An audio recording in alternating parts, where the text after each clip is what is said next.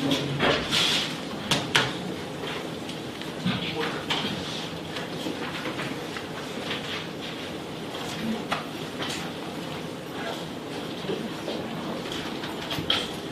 DCA, I'd like to first of all thank you for the wonderful motion which is involving all different kinds of relations in the international world. This is a debate about not only about international relations and the role of China in the global community. This is also a debate about environment. This is also a debate about national sovereignty. And that's the reason why we as the affirmative team recognize that China is justified to reduce its export quota on rare earth minerals. And that is the reason why we as the affirmative team stand by this proposal. What I'm going to stand by on the affirmative team in today's debate is to say that China is going to be justified to reduce its export quota on rare earth minerals. Sorry for repeating that 3 times. But moreover, what we are going to say on the affirmative team is that all mechanisms of diplomacy that are used in the status quo to contain China's behavior is to say that China should be condemned as the reduction of rare earth minerals and other types of condemnation that are used by the international community should be lifted under our model. What I'm going to stand by in today's debate, Madam Chair, this proposal are 4 particular reasons as to why we need to do this. In her speech today, Judy is going to take a look at why this model is better able to contain China, which is a nationalist nation. In my speech today, I have 3 points. The first is about the principle of national sovereignty. The second reason about the development of alternatives that will result as a result of this model. And finally, about the environmental outcomes of today's policy. My first point about the national sovereignty. There are 2 reasons why China needs to be recognized as the owner of these rare earth minerals. The first reason is because for the reason of ownership. We on the affirmative time believe that what comes within the nation's borders should be in the hands of the nations. And one of the most principal reasons why we have maritime border issues with Japan is because of the reductions of minerals that are within the maritime borders with Tokyo Island with Japan. That's the reason why we think, Madam Speaker, especially when we recognize Deng Xiaoping said that he had a foresight in terms of rare earth minerals. He predicted that rare earth minerals are going to be the oil of the 21st century. And we think that we on the affirmative team need to recognize that investment that China has put in developing those resources. Particularly those resources are within the Chinese borders, we think it is important for us to recognize the value that China has over the ownership of the rare earth minerals. But the second reason today is because Chinese government and all governments all around the world need to prioritize its citizens over the citizens of other nations. We think the resources needed to be used in the way that national governments want them to use.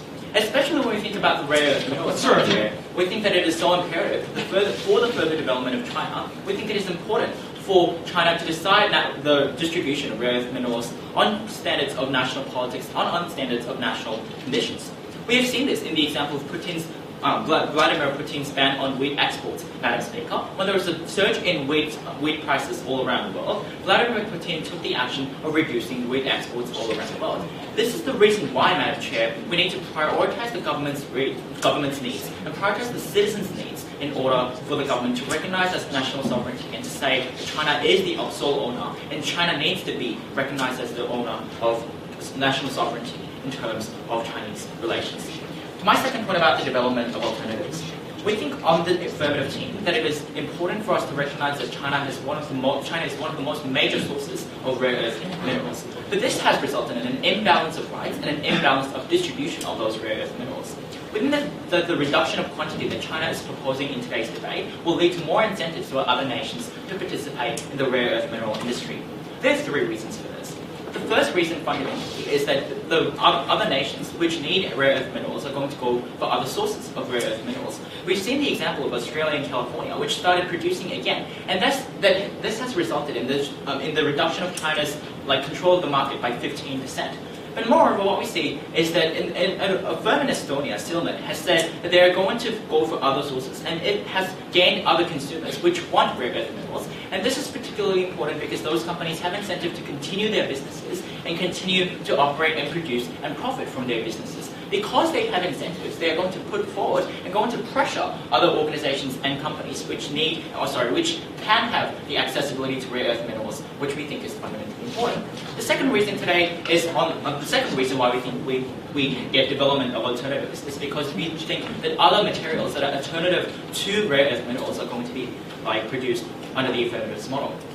We think that in the status quo, because China is having a monopoly over rare earth minerals, the only condition and the only choice left for companies is to buy rare earth minerals from China. We think that if China reduces export on rare earth minerals, other companies have the incentive to get other materials that can be used instead of rare earth minerals. We have seen the example of Toyota, which has adjusted to the developmental conditions that China put on the reduction of rare earth minerals, which we think is a fundamentally important case, because the companies have the incentive to move forward with the kind of different materials that are needed to continue their operation.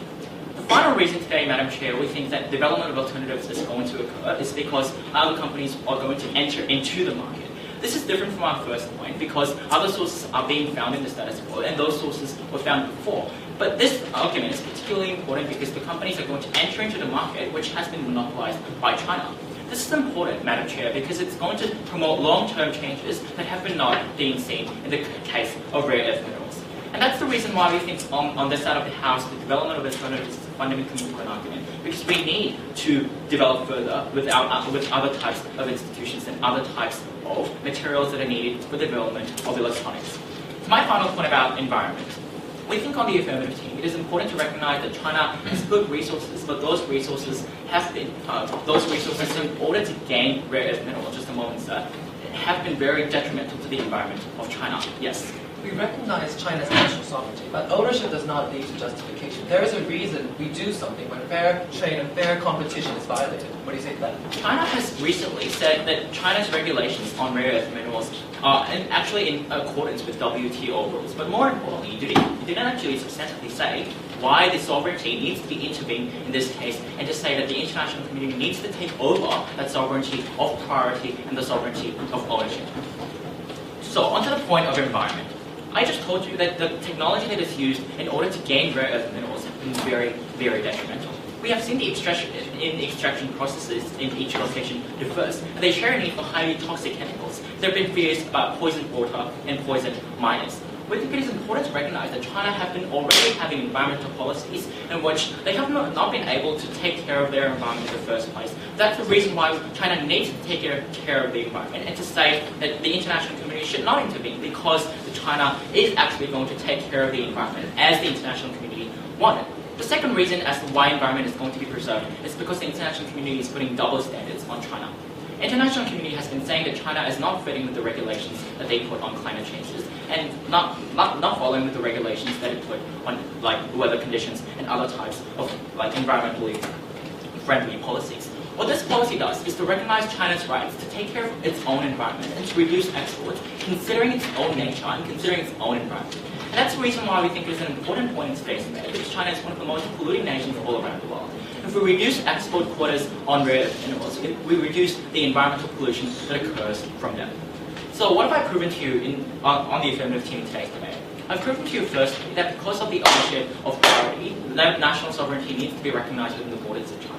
And secondly, I've told you that development of alternatives would occur from our model. And finally, I've told you how environmental changes will be occurring through our model. For all these reasons, we're very happy to propose.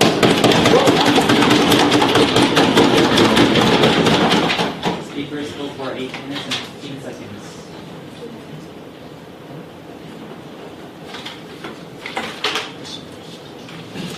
Thank you, Prime Minister, and I would like to welcome the Leader of Opposition.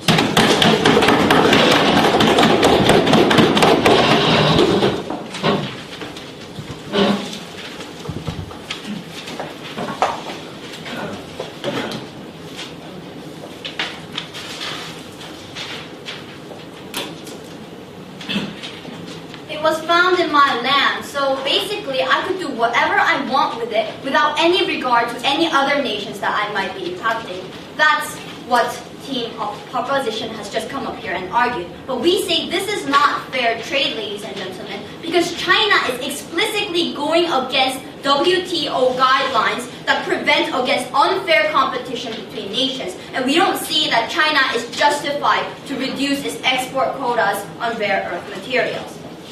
Now, the opposition stand for the value of responsible trade behavior that can benefit the world. And under that value, we give you 3 clear substantive points. Number 1, shadow agenda. Number 2, significance of rare earth materials. And number 3, the bad trade paradigm. But before I move on to expanding on my first and second substantive point, I'd like to move on to the rebuttals. After listening to the Prime Minister's speech, I have 3 major contentions. Contention number 1 was about their substantive point on national sovereignty. And to this, we have 4 things to say. First of all, they said what comes in a country's borders should be property of the nation and they could do whatever they want with it. First of all, that's not necessarily true because in order to protect fair trade, we make nations trade with each other even though it's their own material. If it's going to substantially impact on another foreign nation's companies, then this can't be allowed. Number 2, China's actions is illegal explicitly according to WTO guidelines, which prevent against unfair competition between many nations. Thirdly, they said that China needs to prioritize its citizens, but they're not exactly using the rare earth materials to save lives. What they're doing is that they're preventing foreign companies from doing what they should have done, and they're making foreign companies move into their own land and trying to exploiting them for their own profits. Now they bring us the example of Putin and wheat, but we have two responses to this. Number 1, Putin's behavior was wrong, and that's exactly why the international society condemned him. Number 2, this is a very good example because wheat is not a rare earth material. Now, our second point of contention is about the imbalance of threats, and to this we have 3 points of responses. First of all, just because you look for sources in other nations doesn't mean you'll magically be able to drill them up. Secondly, China is not giving these companies a time to combat, a transaction time for these companies to relate, and that's why they're taking such a hard target. GM actually had to move into China to get cheap rare earth materials. Now thirdly, there is no evidence that even though we find rare earth materials in other land, that will be enough to satisfy companies and their trade. Our next point of contention is about the third point about environment. They said China is actually caring for its environment. It's trying to help them by stop drilling. But to this we have 2 responses. Number 1, we're talking about China here. The best thing that they're good at is to kill the environment. If they actually wanted to help the environment, then they would have reduced their carbon ratings or done something else instead of doing such a dangerous action that's posing a detrimental threat to the world economy. And secondly, what China's doing isn't actually good for the environment because we see doing a cost-benefit analysis that the environmental losses of not drilling is actually more than the benefits. I'll explain this later in my speech. Now that I've rebutted all the points made by the Prime Minister's speech, I'd like to move on to my first substantive point, which is about the shadow agenda and why reducing export quota on rare earth materials is illegitimate trade behavior. And under this, we have 2 levels of analysis. First level analysis is this is wielding unfair political power, like what Darfur did in 2008 by using oil to wield unfair geopolitical power in Africa. What China is trying to do is gain political benefits by keeping its rare earth materials and trying to use that, shield that as a weapon to the world politics. Our second level of analysis is supply chain elevation, because producing raw material at the bottom of the chain and then refined material and then the final product, what China is doing is arbitrarily trying to move up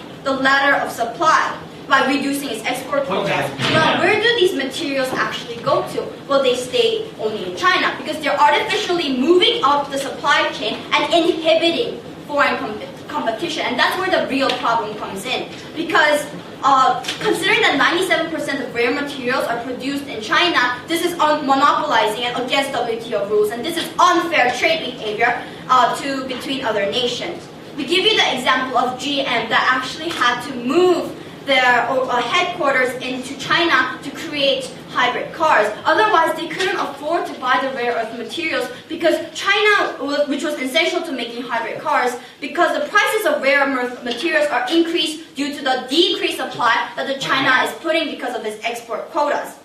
Now, our second and now we say that this is price discrimination because China is wrongly making domestic market cheaper and foreign market more expensive. By doing that, this is going against the principle of fair trade. And we say that whatever justification Team Proposition gives you is a shadow agenda, because if you look at the intent of China, what it's trying to do is only better their economy with all disregard to any other nation that might suffer because of their wrongful doings. Just one minute. No, thank you, sir. Because we see that what China is doing cannot be justified, not by WTO rules, not by our standards, and not by international economy.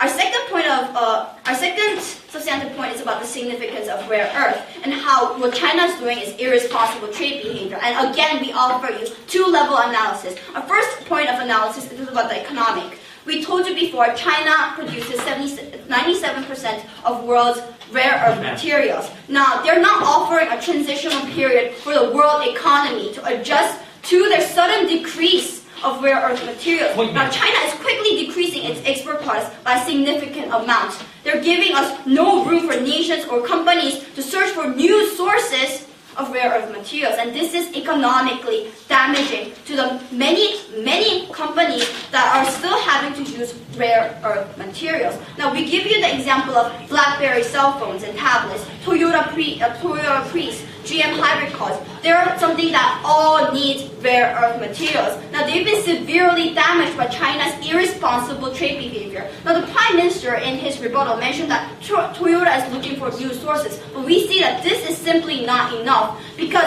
China has given these countries no time to adjust to their irresponsible trade behavior, and now these foreign markets are taking a big hit. Our second level of analogy is about the environment.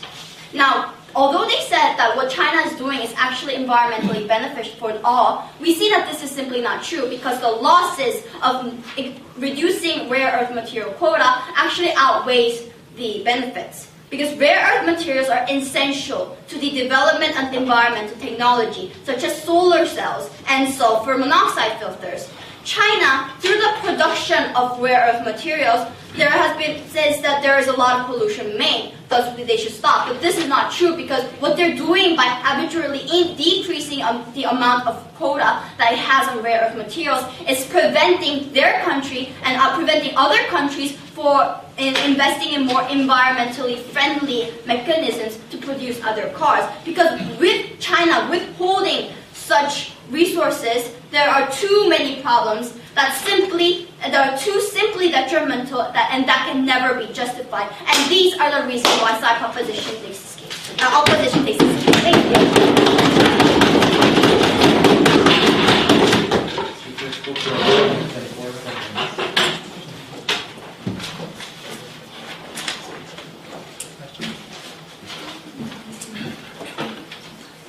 you. Now I'd like to welcome the Deputy Prime Minister.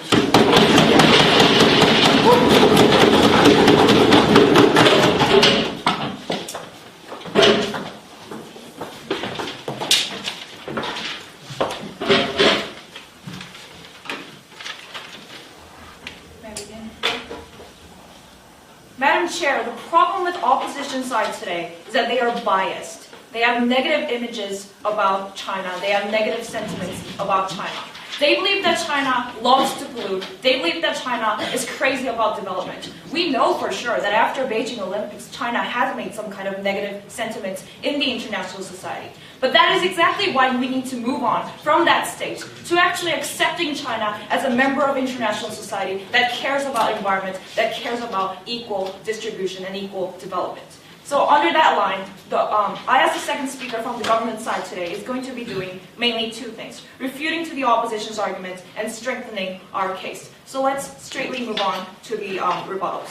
Firstly, their leader of opposition came up to the podium and told you how ownership does not equal sovereignty. And this was the point where they said that just because you found it in your land doesn't mean that you have the rights to do everything that you want to do with those things. But we believe that this is a clear misrepresentation of the status quo. We told you clearly that WTO guidelines were followed in China according to recent economist articles. And moreover, we don't see how retaining 97% of rare earth minerals is necessarily going to lead to free trade automatically. And factually, their arguments and statings were wrong as well. That 97% is what was supplied. 60% were the actual deposited amount. We asked them to deal with actual facts and actual results. But moving on, they also told you something about how China does not care about environment, how China constantly wants to pollute. We say that they are dealing with China too rhetorically. Logically, it's logical fallacy for them to say that because China polluted using other routes, China genuinely despises environment. We see in status quo that China is moving toward a stage where they start caring about environments. That was the very analysis that Chang gave you in his argument, and we believe that you should acknowledge that China is moving on to a different stage. But moving on, she told you about how this is a shadow agenda. And that was the example about how GM had to move into China to use rare earth minerals. They never proved that GM went in solely for the sake of rare earth minerals. We've seen cases where corporate industries move into countries like China for the sake of cheaper labor forces. It's misrepresentation and mischaracterization for them to say that GM moved in because they wanted to use rare earth minerals. So, that being said, let's move on straight to the substantive. Tang came up to the podium and he told you about national sovereignty, that the minerals that are found within the region of China's borders, China should be able to take care of those minerals in hand. And he told you about how China is moving on toward development of alternative matters, and how China should be justified to reduce its export quota to actually develop alternative matters. And he also told you how China is moving on to a different stage, no thank you, to protect their environment. So our last argument is about how we can contain China with our policy. The opposition side of the House today were constantly trying to misrepresent the status quo as if we were trying to make China's wish come true for the sake of China. We believe that actually justifying China to reduce the quota is actually going to help the international society as a whole. So if we justify the quota on rare earth minerals, we say that this will mean that it will be easier to take reciprocal actions against China on other international regulations that are set by the global society. We believe that China has no incentive to adhere to requests of international societies in the status quo. We believe that in the world of diplomacy, it's not just give, demand, demand, demand. It's give and take, and that's called negotiation. No, thank you. Just demand to China and expect China to adhere to all the sets and regulations that global society wants China to adhere to. We proved to you in Chang's very speech that the quota on rare earth minerals is actually beneficial to China and international society. So if that's the case, why not let China reduce the quota? In return, we can ask China to side with green technology and other regulations that the opposition side is so concerned about. No, thank you. And that international society pursuing that goal will be able to control China and try to contain China by justifying China to reduce its quota. But moving on, we would like to give you that we would like to tell you that there were numerous precedents in which these kind of negotiations were actually working in the world of diplomatics. We give you the example of North Korea, how giving North Korea food aid resulted in 6-party talks. And how that encouraged North Korea to actually engage in 6-party talks. We give you the example of recent incidents in Cuba, how Obama allowed religious and cultural exchange for the first time in 62 years, and how Raul Castro started having favorable view toward free market economy. We believe that that is the mechanism of diplomatics, and that is the mechanism of how international society works. That's called, no thank you, negotiation. These precedents show to us that nationalist country like China will best respond to direct incentives, such as letting the justification of quota reduction. We told you from the beginning that the opposition side wanted to make it sound as if we're trying to grant some kind of wish. I'll take you in a moment that China poses. But we told you that they are following strict guidelines that were set by WTO, and that guideline will actually act on behalf of international society. Respond. So your argument regarding this politics is that in order to appease China, we should let it do whatever it wants.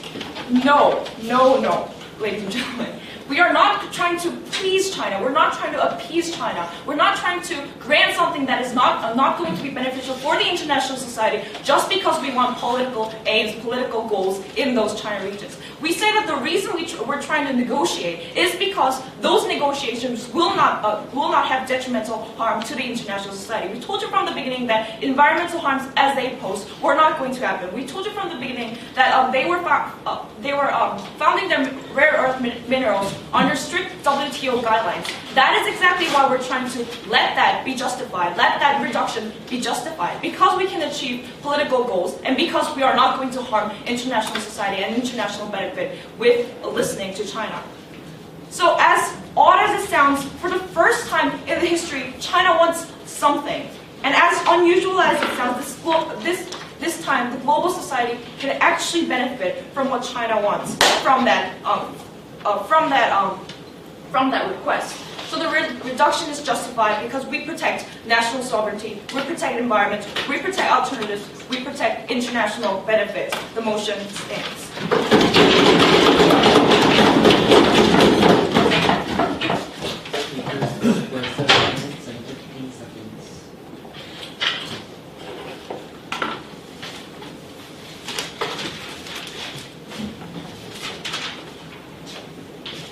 Go right ahead.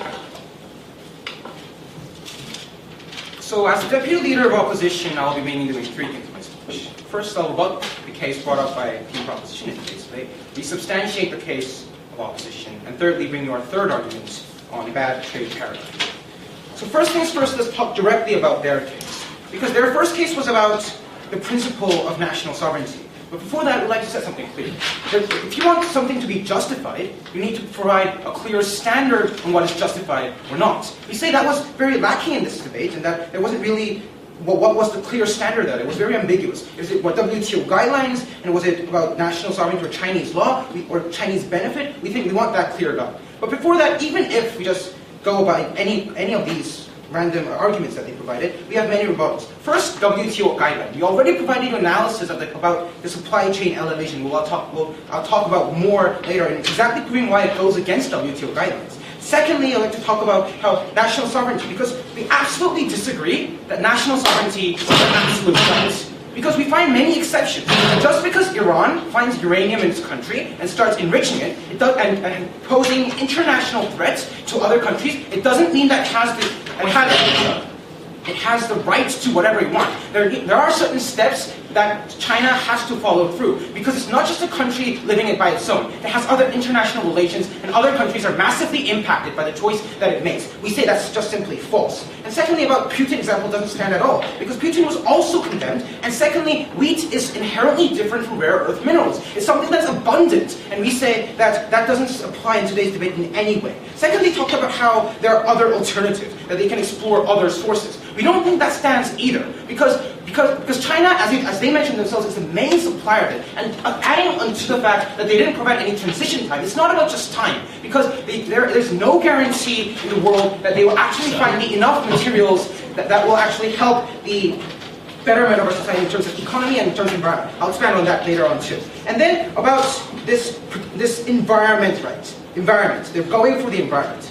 Yeah, right. Because in terms of China, their green GDP, which is about the environment, of adding upon green environmental friendliness to the economic scale, is minus. Is in a scale of minus. And then secondly, if they're so for the environment, why are they not reducing the production amount as much as they're reducing the export quota? We say that doesn't go along with that.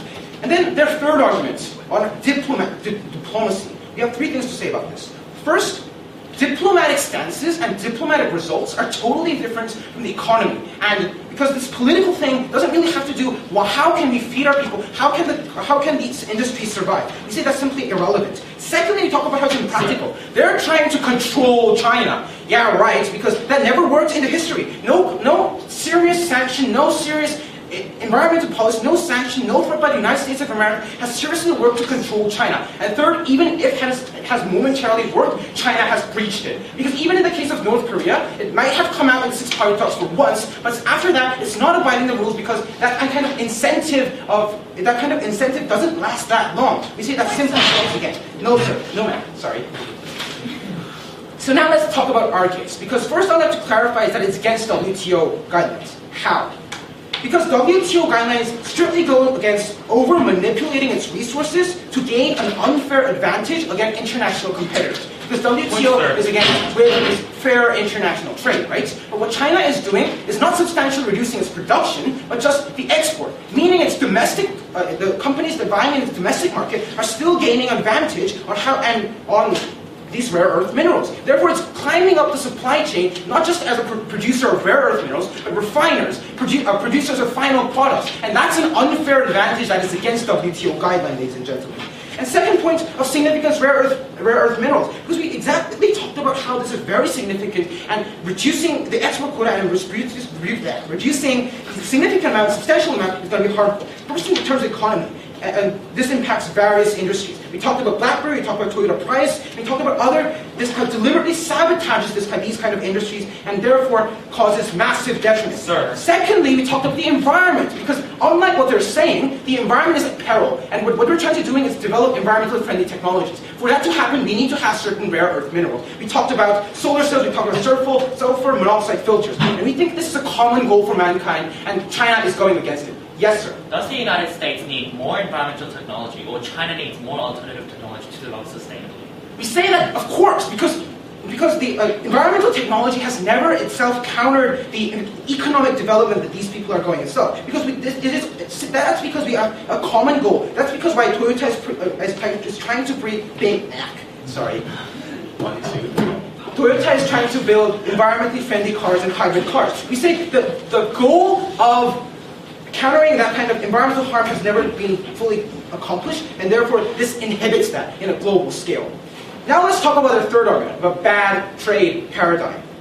Because this just doesn't stand in the boundaries of China and expands upon other countries. I have to talk about how there are other rare earth materials. Because China is a major producer, but not the only producer of rare earth materials, right? Therefore, because if China is justified to reduce its export quota, people are going to take advantage of that justification. Because if they call that justified, other people, what's wrong about that other countries to be justified for reducing their export quotas? That again brings on to the massive damage considering the significance of rare earth materials. But secondly, it expands upon further, because these aren't the only actors that are trying to restrict the production of important materials and important minerals. For example, OPEC. For example, the African Mining Cartel. These are all countries that can accept that kind of same justification provided, use it in an unhealthy way, no sir, and then introduce this bad trade paradigm, massively impacting other industries, massively impacting the economy of the world, and therefore being a detrimental harm, ladies and gentlemen.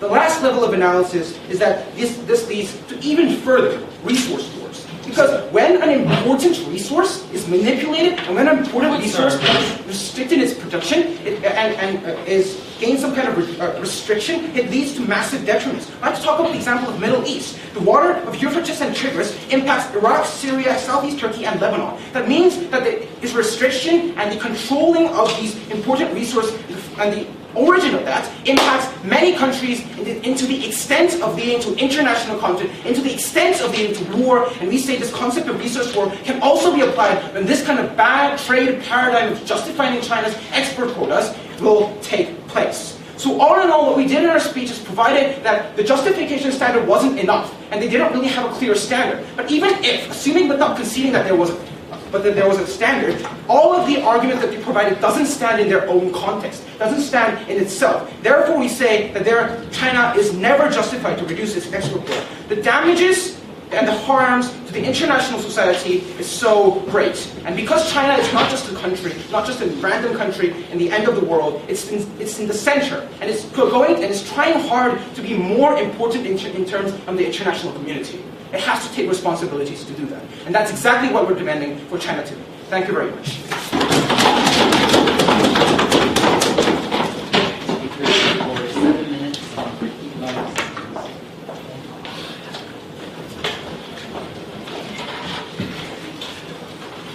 Thank you. I'd like to invite the government whip to the podium.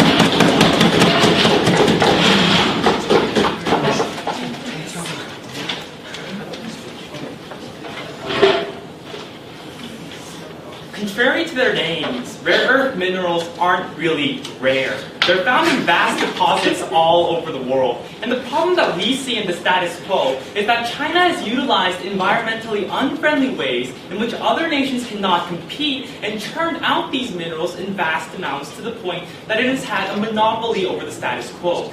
We really don't understand on the proposition side today why allowing China to continue their monopoly will help fair trade in the long run. And as the final speaker for the proposition today, there are my three clashes. Number one, about national sovereignty. Number two, about the environment. And number three, about the benefit and harms. I'd like to prove to you today why allowing China to reduce their export quota will help the world and China itself, both in the short and long-term run. And so moving on to my first clash about national sovereignty.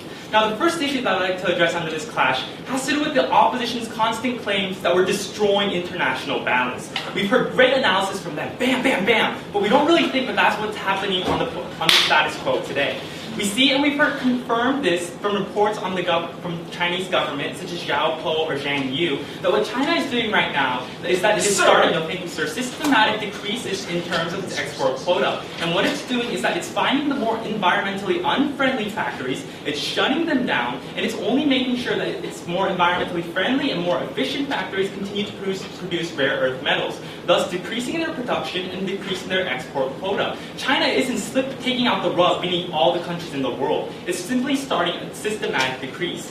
But the second issue that I'd like to cover under this clash has to do with the one about fair trade. Now, throughout this debate, both sides tossed out the word WTO. We've heard from the opposition side that China has gone down against these rules, and we've heard from our side that China has adhered to these rules. We don't really think that this will be a big issue in this debate, because as it's a factual matter, it's difficult for both sides to exactly prove this matter. But moving on to our second level of rebuttal, we'd like to, as we've said before, we think that allowing China to retain its 97% dominance of the market will have adverse effects for the status quo. One of the reasons why we're having this debate today is because we've allowed China to have too much power in terms of this, and this has created a volatile situation. We'd like to point to you a statistic. China produces 97% of the world's exportable rare metals. Out of that, 40% is developed in nations outside of China. And so we already have in the status quo other nations that are capable, just as capable as China, as producing these kinds of minerals.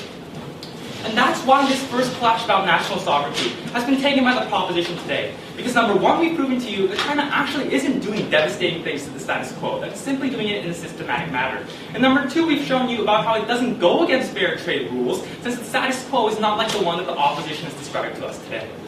But moving on to our second clash about the environment. Now, we've told you on the proposition side today that rare earth excavation can have devastating effects to the environment.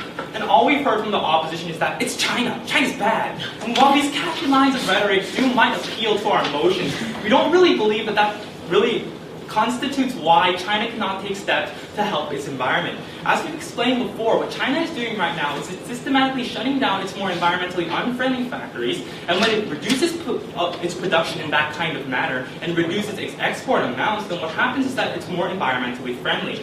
Rare earth minerals and excavating them has vast amount of harm. We've told you about how strip mining and pouring acid down into the earth really isn't doing it any good. And when we make sure that the main polluter, China, is reducing its pollution rates, then that's why the environment can be saved. And that's why this second extremely short clash about the environments has clearly been taken by the proposition today. Because we've provided you about analysis about why China will help the environment, and number two, about how it is helping the environment right now in the status quo. But moving on to our third and final clash about the benefit and harms. Now, we've told you on the proposition side today that what's pivotal for development in the status quo is that other nations around the world need to develop their alternative sources of rare earth metals. And we've heard from the opposition side today that we're not giving them a transfer period. But we have three main levels of response. Number one, we'd like to point out to you that before China started dominating the rare earth mineral market, what happened was that other nations were the main producers of those kinds of metals. We see that nations such as the United States or Australia were the main exporters of those kinds of minerals. And we see that they were quite successful until China came in. And that moves on to my second level of response. The reason why other nations suddenly dropped out of the market was because, as I mentioned to you before, China, with no regards for the environment, started producing these rare earth minerals at vast amounts, and other nations simply couldn't compete.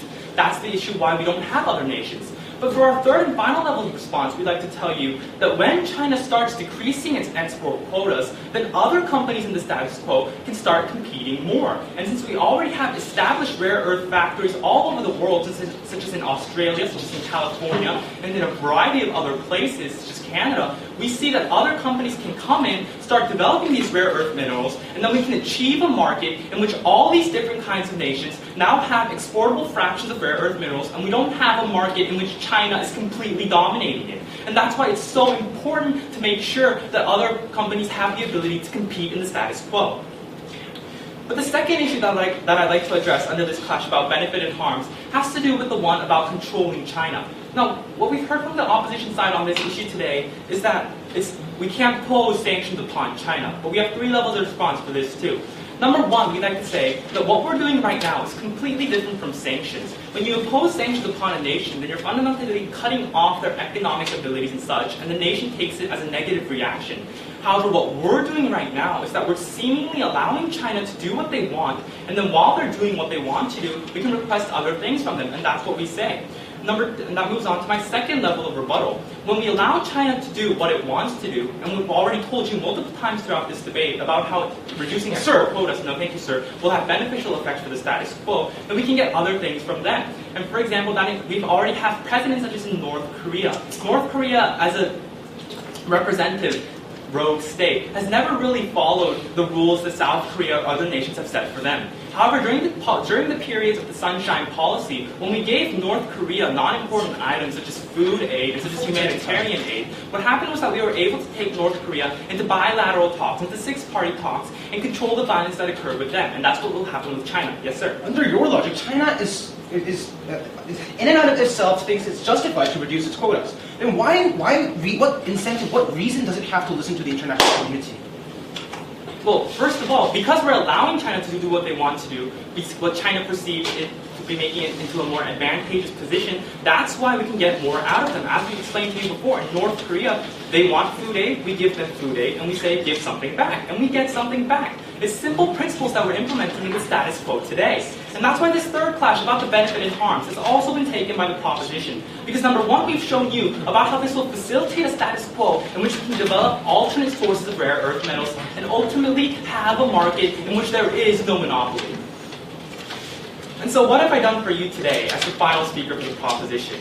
Number one, we've shown you about how since it doesn't impede upon fair trade rules, China has the national sovereignty to decide what to do with its own minerals. Number two, we've shown you that inherent benefits occur when we allow China to reduce its export quotas, since it's subsequently reducing its production rates and helping the environment. And finally, we've shown you about the substantial benefits that stand to occur when all the nations in the world have exportable rare earth metals. We beg to propose. Thank you.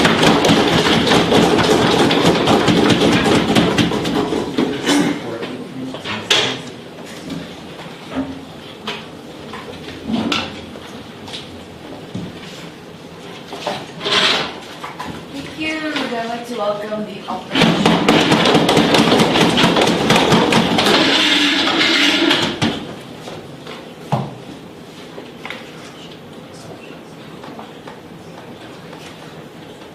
The Deputy Prime Minister came up to the podium and said that we are biased about China on the opposition bench today, that we need to accept China.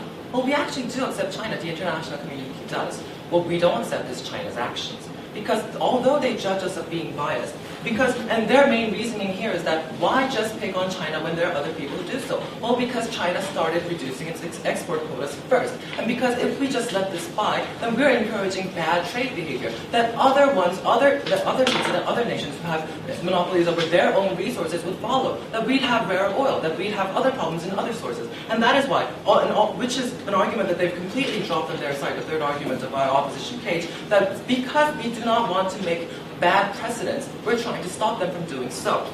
Now basically the government whip came up and said a few things that I'd like to make responses to. He said that rare earths were not rare. Now although this is debatable, what's really important is that China is, as mentioned by the Prime Minister currently, responsible for all the rare earths that is produced. And if it is responsible for all the rare earths that is produced, no sir. then we believe that that's why we're attacking China first. And then they cited China and mentioned that they were only shutting down bad factories. Well, they cited Chinese sources for this argument, and we believe that the evidence is biased. Also, they mentioned that 40% of the production is outside China. But the problem is that the same reduction on the import quota applies for everyone else as well. And that's the real problem, because it's doing the same thing, not just within its nation, but also outside its nation as well. Now, but I'd like to take a step back and just look at the big picture of today's debate. Basically, there were about 6 misconceptions that the government gave us today. One was that China did follow WTO guidelines. We do not disagree that. But they're following the word of the law, and they're not actually banning the spirit of the law. The real problem is that although China may be following WTO guidelines now, it is going to, and at this rate, it is probably going to go against the guidelines of fair competition soon enough. And when it does, it'll be too late to react. And we're trying to take a preemptive measure before China really does so. The second problem is that the motion particularly states rare earths. And they never really focused on rare earths as in particular, as the government would have said, because rare earths were not rare. But rare earths were integral to many industries in the world, especially that of environmental technology, solar panels, mono-oxide filters. If they are integral to environmental technologies, then what they're doing by not letting them deposit this, and by keeping the resources inside their nation, and by reducing export quotas, is they're eventually damaging the environment as well. Now, the third misconception they gave was the timeline problem. The real problem with this export quota is that it's happening too radically, and it's happening too fast, and it's happening periodically. It's good that they're trying to make us, according to them, they're trying to make us kind of not be so reliant on China, and we're trying to develop alternate models, but they have to give us time to do that. We can't just dig up a new hole in one night, and quarterly reducing, periodically reducing the export quota. I'm sorry for the snapping. But anyway, the periodic reducing export quota without giving us time to adjust is a timeline problem. The fourth problem is regarding the benefits and the alternate models and the environmental technology. The truth is that in the end game, if we sum it all up, China is still polluting the environment. China is still damaging the environment. And what they're doing by reducing export quotas and keeping the resources that are integral to environmental technologies inside their country is that they are harming the environment ultimately. And what's even more serious is that, as mentioned by the Deputy Prime Minister herself, by only depositing 60% of the produce and keeping the rest of the 37% that it produces to the world inside the nation, they're trying to elevate and go up the supply chain, and they're trying to bring environmental technology into that country. Now, if that happens, what happens is that China has more monopoly over environmental technology, and basically, in the end game, they're going to pollute and destroy environment more. The fifth one was on politics. They said politics was essentially, in a moment now, politics was eventually give and take. But politics isn't give and take. Consider how, I'm sorry, I'll just take you now. So if you're concerned that China is polluting, then why can't you let them use their rare earth minerals so that they cannot pollute anymore? Because they're not doing that. Now, the fifth regarding politics, how politics is give and take. Well, we do not believe politics is give and take, because regarding how Hu Jintao sent out on the news that they were reducing export quotas a week before it visited the United States, they're using rare earths as political clout. They're using as leverage in politics and trade. And using other rare earths as a leverage in trade is not exactly fair politics in our definition. No, sir. Now, moving on to the sixth one, is that production does not equal export. They keep on mentioning that it reduces export, and that's why it's reducing environmental harms, but they're still producing the same amount. So producing is the part that causes the environmental damage, not the reduction of the export cost. No, sir. Now, moving on to the three clashes that we've managed to define in this debate. Two clashes that we managed to define in this debate. The first was on justification and agenda. The second on environment. Moving on to the justification and agenda, which was basically the first argument on the government side. They said that you can do whatever you do, whatever you want to do if you own it, and that the government has the right to prioritize it. The government does have the right to prioritize it, only to the extent that it does not cause substantial harm to international firms, because that is exactly what they're doing at this point. Because it is so integral in creating everything from BlackBerries to solar panels, if they reduce the reduction cost and periodically do so, keep on reducing their export quotas, then what they are doing by doing so is that they're damaging the industries that they're not even responsible for. And because they do so, we believe that in the near future they are going to violate WTO guidelines, and that means by definition that they're not committed in fair competition, and that is why we're standing here in the opposition bench today. And also, they mentioned that China is responsible for China is responsible for 97% of the resources. But the problem is, as previously mentioned in the introduction, that they only deposit 60% of it. And the 37% of it stays in the nation. Now, this is against their own, this is contradictory to their own argument, because they're reducing exports, and supposedly by reducing export quotas, they are not damaging the environment, and they're saving the environment. But really, is keeping those resources in that country saving the environment? Because basically, they're still digging up the same amount. And digging up is the environmental destruction part. Then we're still arguing that China is environmentally destructive. And as mentioned by our Deputy Leader of Opposition, since protecting the environment is a common goal for mankind, and a sustainable way of developing, and a sustainable way for mankind itself, we believe they're against the international community. And that is why we don't accept China's actions. So we believe we take this clash and justification agenda, because we have clearly proven to you that China does have a secret agenda, and that China does provide international threat by constantly continuing this behavior of reducing import quotas and not reducing production, and being responsible and yet acting irresponsible. Now moving on to our second clash on environment. We made it pretty clear on what China was doing wrong, because China was producing the same amount. China was constantly committing the same fault and same crime, but at the same time they were making it worse by not letting it go to other countries and let it be used in environmental technologies of solar panels and carbon monoxide filters. Now what they said, what the Prime Minister gave as a POI in one of our speeches was that, do we actually need more technology? We don't need more. We may not need more environmental technology, but we need to sustain what we have. And in order to sustain that kind of technology, and in order to keep on producing that kind of technology, we do need these sorts of rare earth materials, because they are in China, and if they're kept in China, we can't do that. Basically, this is why we take the environment clash as well, because they are constantly damaging the environment, and they're not doing anything to make it better, only to worsen it. So we take both clashes, and we've stood with the environment, with mankind, with the international community. And because we don't accept China's actions, though we may accept China, we are very proud to oppose. Thank you. Speakers for 8 minutes, 12 seconds.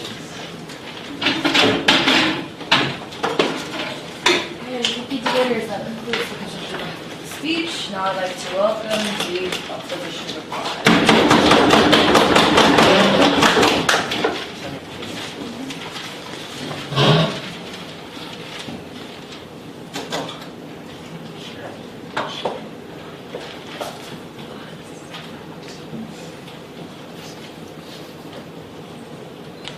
In this debate, Team Proposition has used 24 minutes to say only one thing.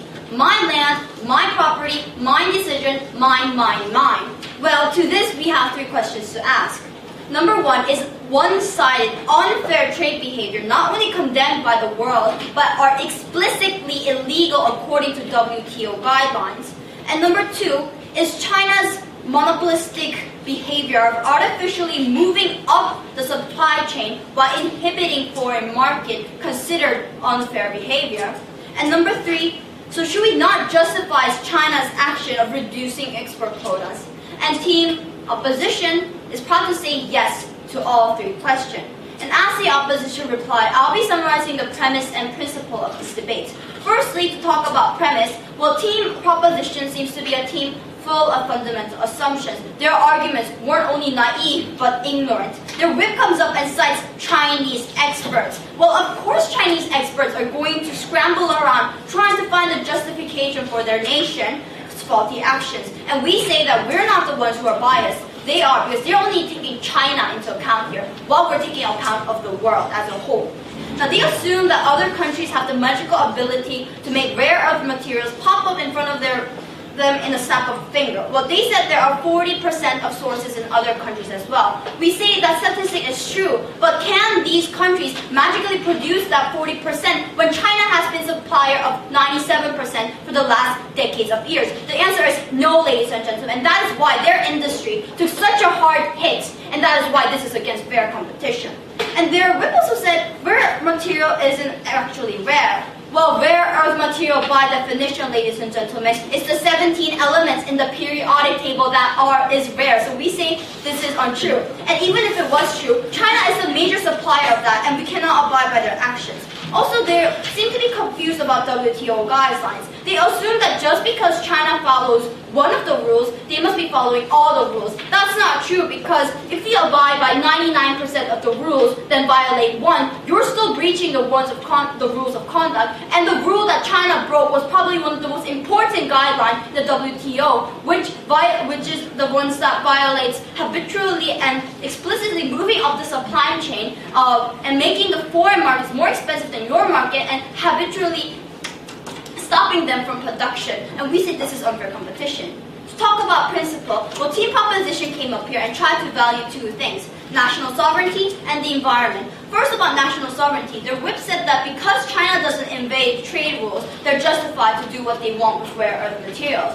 We say they do invade the trade rules, and therefore they're not justified. But even if they didn't break the trade rules, their only justification they gave was about North Korea and six-party talks. But we can't wait for China to respond, because negotiation, we're going to let China run amok with their unfair trade guidelines only in the attempt that we're crossing our fingers and hoping they give something back.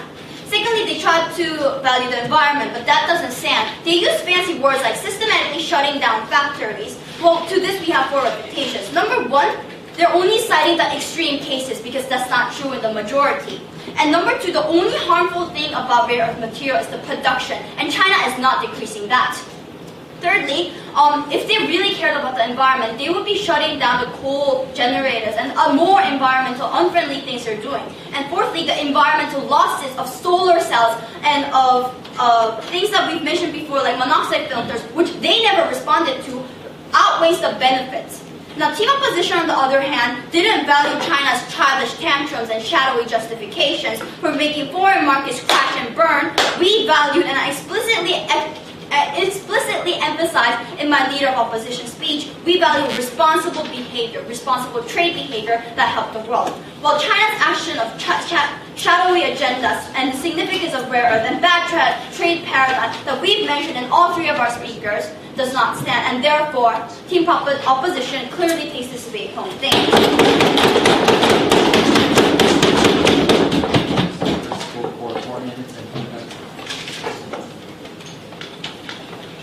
Thank you. Now I'd like to invite the last speaker of this debate, the government reply.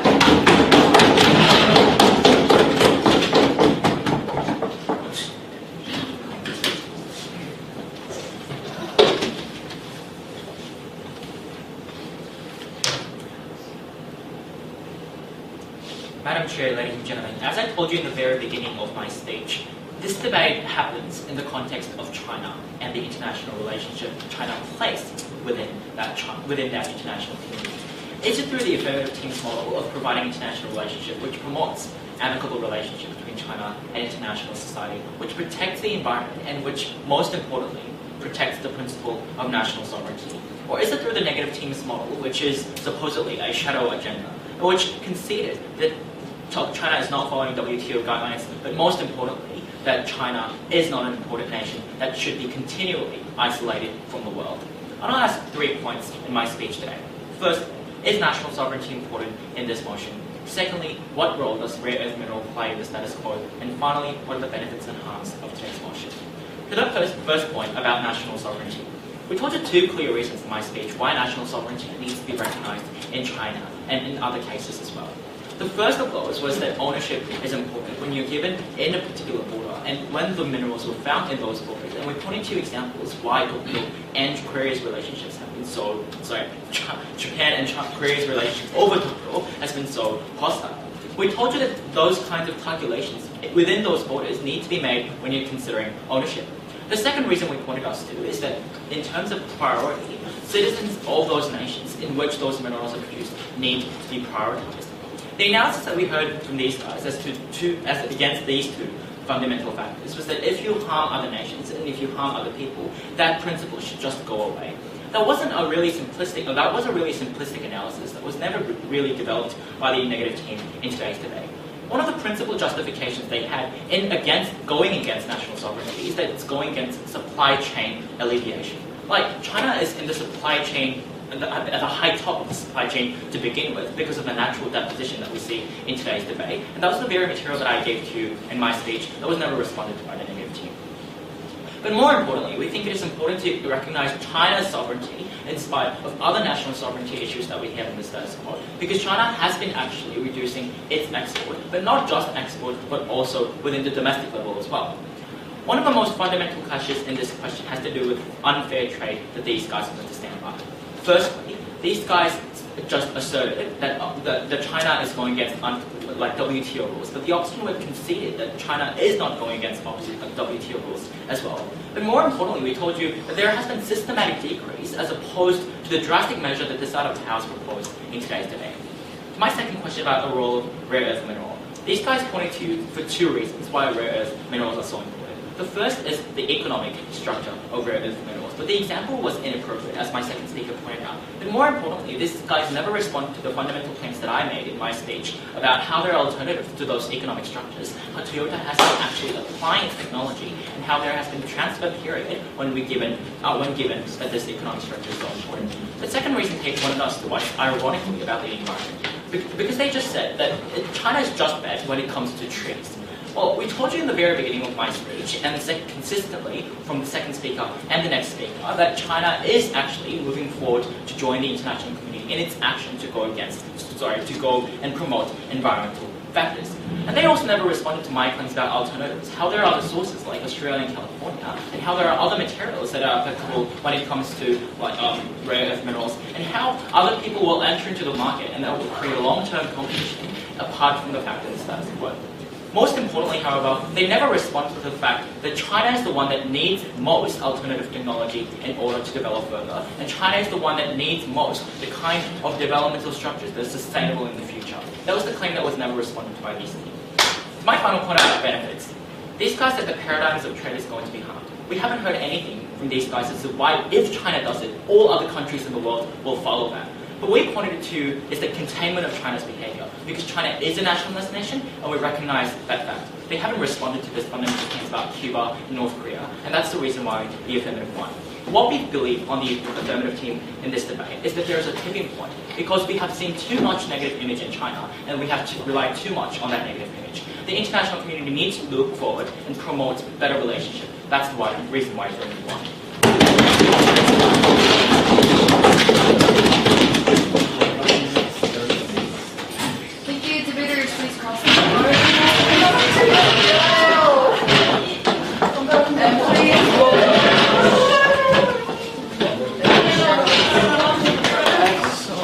Don't cry. Don't cry. 이거 금지 넣어야 돼, 내가. 버릇이야.